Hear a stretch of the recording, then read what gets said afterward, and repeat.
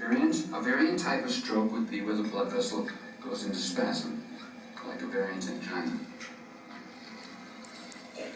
Now I know that you all think how brilliant Dr. T is, so now I'm going to tell you how stupid I am, okay? Pardon me if I get emotional. 2 years ago, March 1st, 2005, I had that type of a stroke. That's why you see me limping. A blood vessel burst in my brain because I had high blood pressure, and I refused to do anything about it. I'm bigger than that. I don't need medicine. I'm strong enough that could never happen to me. What a fool. What a fool I was. And then one day sitting at my computer, I reach for a tissue, and I try to bring it to my face, and my hand is still there. And I realized I couldn't move it. Then I realized I could not get up. And I realized I was having a stroke. On my back, I'm getting down to the floor. I couldn't walk on my back. I slid over to a telephone and called 911.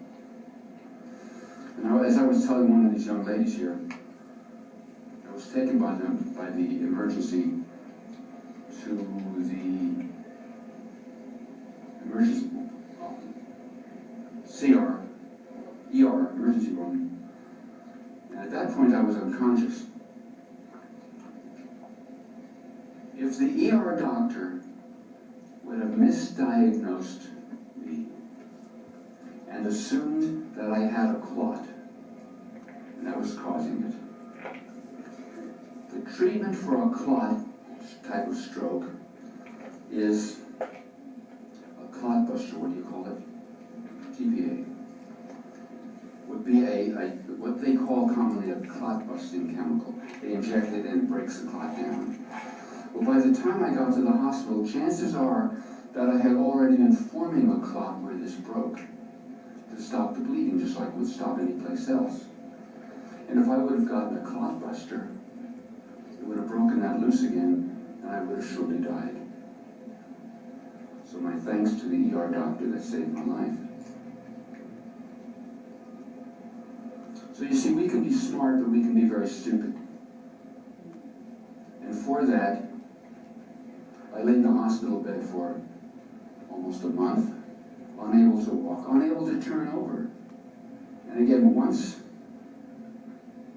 I was sufficiently healed, it felt, they immediately got me up on my feet, this wonderful hospital in Walla Walla, and got me walking, and it was a terrible, traumatic thing to try to walk when your limbs don't want to work.